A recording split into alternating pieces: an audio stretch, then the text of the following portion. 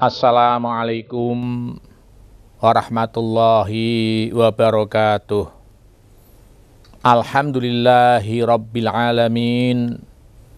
Wassalatu wassalamu ala sayyidina Muhammadin sayyidil anbiya'i wal mursalin wa ala alihi wa sahbihi ajma'in. Wala hawla wala quwwata illa billahil aliyyil azim. Sallu ala rasulina Muhammad, sallu ala tabibi qulubina Muhammad, sallu ala syafi'i dhunubina Muhammad. Allahumma salli ala Muhammad wa ala ali Muhammad. A'udzu billahi minasyaitonir rajim. Bismillahirrahmanirrahim. Wa'bud rabbaka hatta ya'tiyakal yaqin. Shadaqallahul azim. Wa balagha rasuluhul karim. Wa nahnu ala ma qala khaliquna wa raziquna wa maulana minasyahidina syakirin biqalbin salim. Pemirsa yang berbahagia, pada kesempatan yang baik ini saya berpesan khususnya untuk diri saya sendiri dan pemirsa yang berbahagia agar meningkatkan takwa kepada Allah Subhanahu wa Ta'ala dengan selalu berusaha sungguh-sungguh melaksanakan perintah Allah dan selalu berusaha sungguh-sungguh meninggalkan larangan Allah. Hanya takwalah yang mampu menyelamatkan manusia di dunia dan akhirat. Takwa merupakan sebaik-baik bekal, sebagaimana firman Allah Subhanahu wa Ta'ala dalam surat Al-Baqarah ayat 197, wa tazawwadu fa inna khairaz zati taqwa wattaquni ya ulil albab, yang artinya wallahu alam bi muradih, dan carilah kamu bekal, sesungguhnya sebaik-baik bekal adalah takwa, dan bertakwalah kepadaku wahai orang-orang yang berakal. Pemirsa yang berbahagia, kita sama-sama mengetahui bahwa hidup kita ini terbatas. Semua yang ada di dunia bakal mengalami kematian, bakal binasa karena semua ini fana, kecuali Allah Subhanahu wa Ta'ala. Semua yang bernyawa, manusia, hewan, dan apapun akan mencicipi mati. Allah Subhanahu wa Ta'ala berfirman dalam surat Ali Imran ayat 185, kullu nafsin dha'iqatul maut wa innama tuwaffawna ujurakum yawmal qiyamah faman zuhziha 'anil nari wa udkhilal jannata faqad faz wa mal hayatud dunya illa mata'ul ghurur, yang artinya wallahu alam bi muradih, setiap yang bernyawa akan mengalami, akan merasakan mati, dan hanya pada hari kiamat diberikan dengan sempurna balasanmu. Barang siapa dijauhkan dari neraka dan dimasukkan ke dalam surga, sungguh dia memperoleh kemenangan. Kehidupan di dunia hanyalah kesenangan yang memperdaya. Kullu nafsin dha'iqatul maut. Semua yang bernyawa akan mencicipi mati. Termasuk kita, manusia ini akan dan harus mencicipi mati. Ini ketegasan Allah Subhanahu wa Ta'ala dalam Al-Quran. Kemudian pada surat Al-Qasas ayat 88 Allah berfirman, wala tad'u ma'allahi ilahan akhara la ilaha illa huwa kullu syai'in halikun illa wajhah laul hukmu wa ilaihi turja'un, yang artinya wallahu alam bi muradih, janganlah kamu sembah di samping menyembah Allah Tuhan apapun yang lain.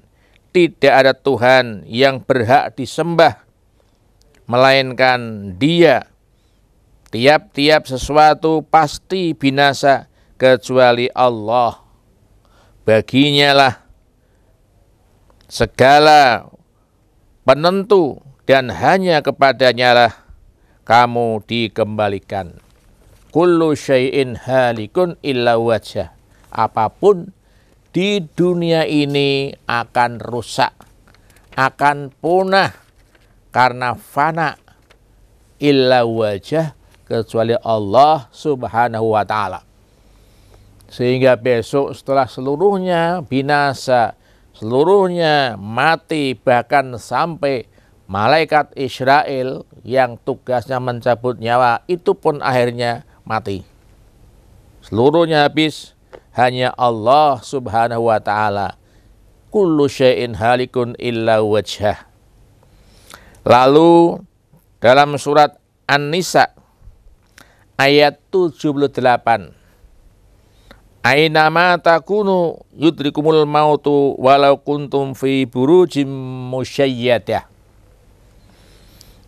Sekalipun barangkali manusia berusaha menghindari mati, lari dari kematian, bersembunyi dimanapun, pasti mati akan mengejar manusia. Walaupun kita bersembunyi di satu benteng yang kukuh, di gedung pendem misalnya ya, mati akan datang menjemput kita. Jadi tidak bisa kita itu mengelak, tidak bisa kita menolak datangnya kematian. Di sini memberikan kepastian bahwa semua orang akan meninggal dunia. Bahkan tidak ada kesempatan lain. Kalau ajal sudah datang, ya datanglah. Tidak bisa ditangguhkan, tidak bisa dimajukan. Allah subhanahu wa ta'ala berfirman dalam surat An-Nahl, wa idza jaa ajaluhum la yastakhiruna sa'atan wa la yastaqdimun.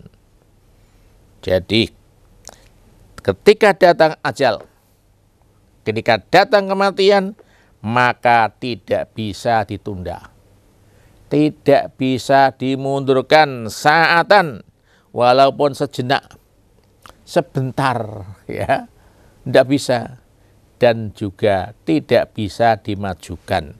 Jadi kematian ini sesuai dengan takdir Allah subhanahu wa ta'ala yang sudah dicatat di Lauhil Mahfuz. Sedang kita tidak tahu kapan kita akan dipanggil Allah, namun yang jelas kita pasti mati. Seluruh manusia pasti mati. Nah, demikian pula ada sebuah hadis dari Ibnu Umar radhiyallahu anhuma. Bagaimana bunyinya? Jangan kemana-mana pemirsa, setelah yang berikut ini.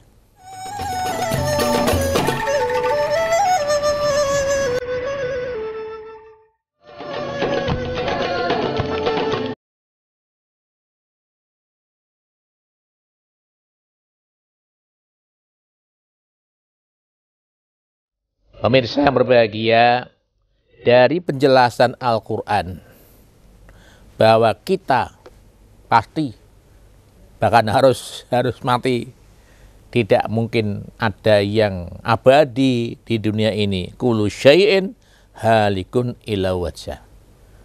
Lalu bagaimana orang mukmin, orang muslim menyikapi kematian ini?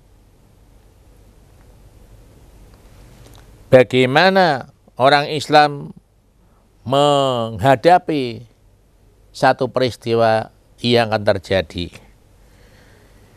Dari Ibnu Umar radhiyallahu anhuma annahu qala kuntu ma'a Rasulillah sallallahu alaihi wasallam faja'ahu rajulun minal ansari fasallama lan nabi sallallahu alaihi wasallam sumangala ya Rasulullah ayul mu'minina afdal. Ibnu Umar berkata, aku satu ketika bersama Rasulullah sallallahu alaihi wasallam. Datanglah seorang sahabat, seorang laki-laki dari Bani Ansor. Dia memberikan salam penghormatan kepada Nabi Muhammad sallallahu alaihi wasallam. Kemudian orang itu bertanya, ya Rasulullah, ayul mu'minin afdal. Jeng Nabi, orang mukmin yang bagaimana, yang utama? Jeng Nabi menjawab, qala ahsanuhum khuluqan. Orang mukmin yang baik adalah orang yang berbudi luhur, berbudi pekerti yang baik. Itu orang ahsan, yang ahsan. Nah, apalagi kita mengetahui bahwa Nabi Muhammad sallallahu alaihi wasallam diperintah oleh Allah untuk membenahi akhlak manusia. Innama bu'istu liutammima makarimal akhlak. Sesungguhnya aku diutus untuk menyempurnakan dandani akhlak manusia. Akhlak mendapat posisi yang luar biasa.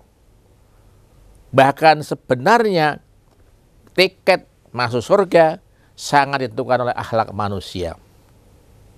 Dalam satu hadis ada riwayat, ada orang, ya, orang yang termasuk orang yang bangkrut. Ya. Nabi bertanya, hai sahabat, tahukah kamu orang yang bangkrut itu? Sahabat menjawab, orang yang bangkrut itu orang yang tidak punya apa-apa. La dirhama, tidak punya uang. Wala mata'ah, tidak punya harta benda. Itu orang yang bangkrut, muflis. Nabi menjelaskan bukan itu. Orang yang muflis, orang yang bangkrut itu orang yang besok datang di hadapan Allah membawa pahala yang banyak. Pahala sholat, pahala zakat, pahala puasa. Nah, namun sayang, orang itu tidak mampu menjaga akhlaknya. Mudah merendahkan orang lain, menghina tetangganya. Ya. Kalau kita melihat sebetulnya orang ini kan calon surga karena ibadahnya luar biasa. Tapi nyatanya diprotes oleh orang-orang lain kalau dia dimasukkan ke surga oleh Allah Subhanahu wa taala. Protes, ya Allah, orang itu dulu di dunia pernah menyakiti saya, menghinakan saya, merendahkan saya. Akhirnya amal baiknya tadi, ya, yang berupa sholat ditarik, diberikan pada orang yang dizalimi. Protes lagi, diberikan lagi sampai habis. Lantas pahalanya puasa, pahalanya zakat, semua untuk, ya, membayar orang-orang yang dihina itu sampai habis. Sudah tidak punya lagi pahala. Ternyata masih ada yang nuntut lagi, usul lagi. Sehingga dosa-dosanya orang yang dihina itu dilimpahkan pada orang yang menghina. Tidak punya apa-apa, bahkan akhirnya masuk neraka. Wal'iyadzubillah. Ini karena apa? Karena akhlak. Sehingga agama Islam agama akhlak, agama budi pekerti. Kalau hidup kita tidak bisa mengelola akhlak, ya hancurlah kita. Kita mudah menghina orang lain, mencaci maki orang lain. Sekarang kita lihat kan banyak itu. di medsos ya, orang dengan enaknya menfitnah orang lain, mencaci orang lain. Ya memang sih tidak ada larangan, kecuali mencerempet undang-undang IT. Ini yang jadi masalah. Sementara siaran televisi, siaran radio masih diawasi oleh badan pengawas. Bahkan kalau panjenengan melihat misalnya tontonan di televisi, itu kalau ada orang yang berpakaian tidak sopan kan diblaurkannya. Ini artinya apa? Masih ada batasan, masih ada rambu-rambu. Tetapi kalau medsos, kadang orang seenaknya saja menghina, mengfitnah, menyebar berita palsu. Ini bahaya. Kita harus hati-hati. Kalau kita dengan mudahnya berbuat demikian, nasibnya sama dengan orang yang muflis itu. Orang yang bangkrut itu, hitung-hitungannya itu masuk surga, ternyata tidak bisa masuk surga. Qala fa'ayu mu'minin aqyas. Laki-laki tadi bertanya lagi, Rasulullah, lalu siapa lagi orang yang termasuk cerdas dalam menyikapi hidup ini, menyikapi kematian ini, siapa yang cerdas itu? Rasulullah menjawab, aktsaruhum lil mauti dzikran wa ahsanuhum lima badau istidadan ulaikal aqyas. Orang yang cerdas, orang yang cerdik, orang yang pandai dalam menyikapi kehidupan ini adalah orang aktsaruhum lil mauti dzikran. Orang yang selalu ingat kematian. Kita sering lalai kematian, bahkan menghindari, tidak mau ingat-ingat mati. Ya kan? Ini bahaya. Nah, orang yang cerdas, orang yang baik, orang yang smart, itu orang yang selalu ingat kematian. Di samping itu, juga wa ahsanuhum lima ba'dahu istidadan. Dia berbuat yang paling baik. Membuat apa? Persiapan. Persiapan untuk besok setelah kematian itu. Sebab dengan persiapan itu kita akan memperoleh kebahagiaan. Perintah-perintah Allah kita kerjakan, larangan Allah kita tinggalkan, itu akan jadi orang yang cerdas. Ulaikal aqyas. Nah, ini yang harus kita sikapi untuk bekal yang akan datang. Lalu apa yang harus kita siapkan? Jangan kemana-mana pemirsa setelah yang berikut ini.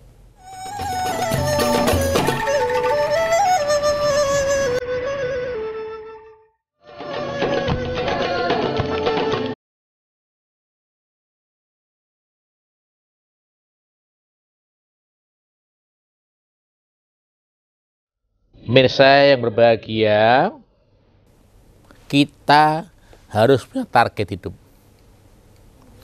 Apa saja yang harus kita kerjakan di dunia ini agar kelak kita mendapat kemenangan, mendapat kebahagiaan.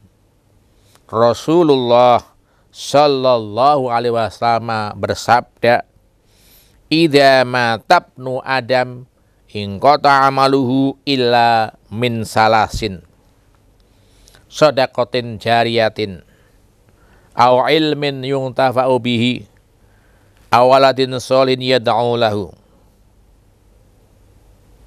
Rasulullah menyampaikan kalau orang sudah mati, meninggal dunia siapapun tanpa pandang bulu, tanpa melihat status ekonomi, status sosial, status keturunan, sama saja.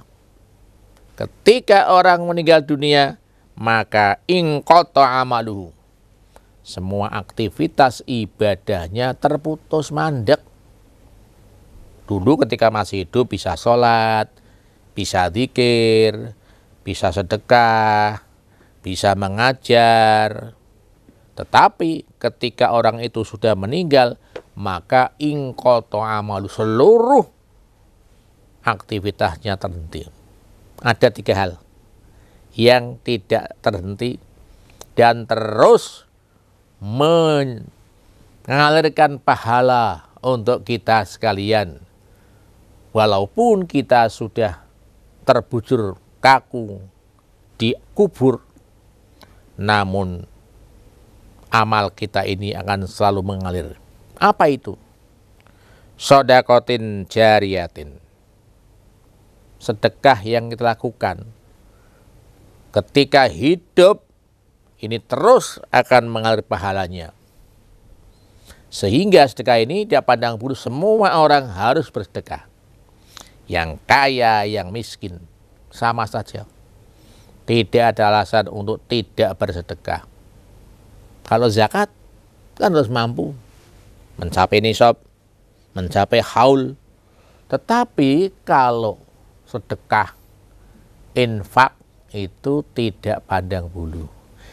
Dan sedekah ini merupakan ciri-ciri khusus orang muttaqin, alladzina yunfiquna fis sarra'i wad dara.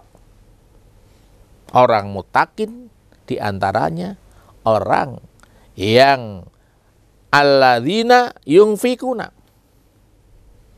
orang yang menginfakkan, mensedekahkan sebagian rezekinya, fisara, dikala bahagia, wadoro, dan dikala susah. Jadi tidak ada alasan kita tidak bersedekah karena kita tidak bahagia. Karena sedekah ini tidak hanya soal duit, soal harta, tidak hanya itu. Bahkan kita menunjukkan wajah yang sumeh, wajah yang menyenangkan, senyuman yang membahagiakan orang lain, itu termasuk sedekah. Atabasum sedekah. Nah, ini senyum, ya atabasum, bukan kita tertawa terbahak-bahak, lain nanti itu ya. Kalau kita kemudian membuat orang tertawa dengan cara apa saja. Ada orang yang membuat tertawa dengan cara menghina. Ada yang membuat tertawa dengan cara kekonyolan. Macam-macam itu. Tersenyum sedekah. Bahkan kita bercakap-cakap, berbicara yang baik, itu pun sedekah. Al kalimatut thayyibatu shadaqatun. Ucapan kalimat yang baik adalah sedekah. Maka tidak ada alasan untuk tidak bersedekah. Karena dia terpancang pada harta benda. Menolong, menyingkirkan duri-duri di jalanan, itu sedekah juga. Mendoakan orang lain, sedekah kan. Kemudian yang kedua, au ilmin yuntafa'u bihi. Ilmu yang bermanfaat, khususnya manfaat untuk diri kita. Dengan ilmu kita bisa sholat dengan baik, tahu rukunnya sholat, tahu batalnya sholat, tahu sunnahnya sholat. Dengan ilmu kita berpuasa dengan baik, berhaji dengan baik, berzakat sesuai dengan aturan. Syukur-syukur ilmu itu bermanfaat bagi sekitar kita. Dengan cara kita mengulang ngaji, atau dengan cara kita implementasikan ilmu itu di masyarakat. Manfaat namanya itu. Ya. Kita membuat satu aksi, satu langkah yang kemudian memberikan manfaat pada orang banyak. Ini menjadi tabungan kita, investasi kita. Dan yang ketiga, termasuk Yang harus kita targetkan adalah memiliki anak yang saleh, salehah, yang bisa mendoakan orang tuanya. Ini bukan perkara gampang. Karena di sisi anak yang soleh, ada anak yang tidak soleh. Quran menjelaskan bahwa anakmu, hartamu, bahkan istrimu bisa menjadi musuh. Aduwwal lakum, jadi musuh. Ya kan? Banyak kan orang anak padahal orang tuanya memelihara rumat sejak masih di kandungan ibunya sampai lahir di rumat dengan sebaik-baiknya. Ibu rela tidak tidur ketika anaknya merengek karena sakit. Bahkan ibu siap andai kata penyakit itu dipindahkan kepada ibunya, asalkan anaknya itu sembuh. Luar biasa. Ibu mengandung 9 bulan, lelah, lemah, tidurnya berat. Hati-hati ketika melahirkan, itu taruhannya antara hidup dan mati atau nyawa. Nah, sehingga sampai-sampai dikatakan seorang anak tidak mungkin bisa membalas kebaikan orang tuanya. Sejauh mana sampai terjadi hal yang demikian ini? Jangan kemana-mana pemirsa setelah yang berikut ini.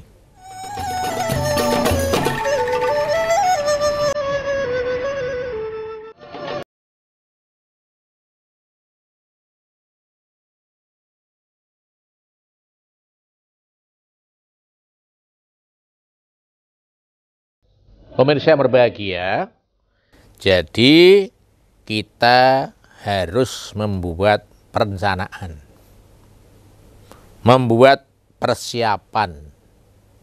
Di antaranya sesuai dawuh Rasulullah sallallahu alaihi wasallam, aksiru dzikra hadhimil ladzat, yakni al-maut. Perbanyaklah mengingat-ingat pemutus kelezatan hidup, yakni al-maut. Eling mati. Dengan eling mati kita persiapan. Yang pertama, memperbanyak amal-amal yang baik, amal yang soleh. Allah berfirman dalam surat Al-Kahfi ayat 110, "Faman kana yarju liqa'a rabbih falyamal amalan sholihan wa la yusyrik bi ibadati rabbih ahada." Barang siapa mengharapkan perjumpaan dengan Tuhannya, dengan Allah, ya, ini diharapkan atau tidak, orang itu pasti akan berjumpa Allah berupa kematian itu. Maka sebelum kita berjumpa dalam bingkai kematian, falyamal amalan sholihan, kita harus beramal, harus berlaku dengan amal yang baik, yang sholih. Semua yang diperintahkan Allah kita kerjakan. Jangan sekali-sekali menyekutukan Allah, musyrik. Misalnya mentuhankan harta benda.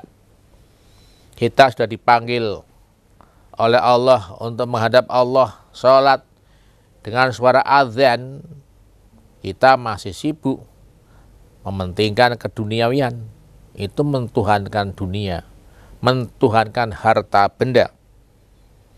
Yang kedua, menjauhi sifat-sifat yang tercela, menjauhi kemaksiatan. Ini yang paling berat, ya. Kalau kita mengerjakan yang baik, itu lebih ringan. melakukan dibanding meninggalkan kejahatan, kemaksiatan. Apalagi kemaksiatan itu sudah mendarah daging di tubuh manusia. Tapi harus kita lakukan untuk menghindari hal-hal yang dilarang oleh Allah Subhanahu wa Ta'ala. Yang ketiga, segera bertaubat. Tobat jangan ditunda-tunda. Besok kalau saya sudah kaya mau tobat. Besok kalau sudah kaya saya mau ingat kepada Allah. Besok kalau sudah jabatan saya posisinya tinggi saya mau tobat. Tidak seperti itu. Tobat itu segera. Kapan? Ya sekarang. Sekarang itu tobatlah. Ya, dikatakan wajid didi taubata lil auzari la ta'asan an rahmatil ghaffari. Perbaruilah tobat. Artinya apa ya? Baru itu kita bertobat terus. Ya, bertobat terus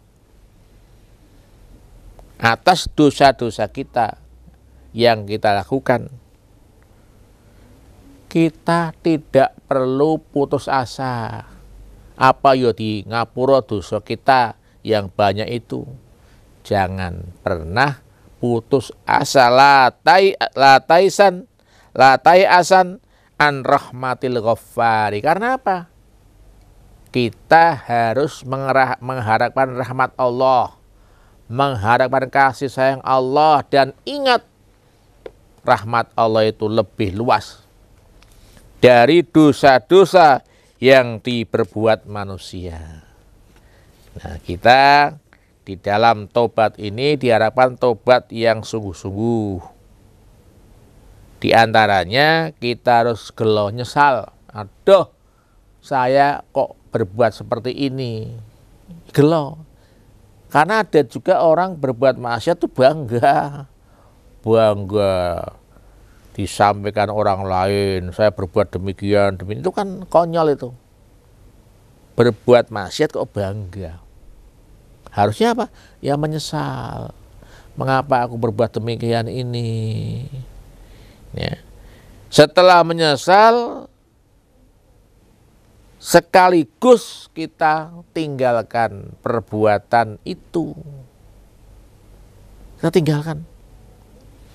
Jangan kemudian kita menyesal tapi masih melakukan. Kita tinggalkan. Ya. Setelah meninggalkan, kita itu berazam, berjanji pada diri sendiri tidak akan mengulang. Tidak akan melakukan perbuatan yang tidak baik itu. Nah, lalu diakhiri dengan banyak istighfar. Astaghfirullahaladzim, astaghfirullahaladzim, astaghfirullahaladzim. Minta ampun pada Allah Subhanahu wa Ta'ala. Karena segede apapun dosa kita, kita mau beristighfar, kita mau bertobat, Allah akan menerima tobat kita. Ya. Bahkan sekalipun kita mengulang-ulang dosa itu, Allah masih menunggu tobat kita terus-menerus.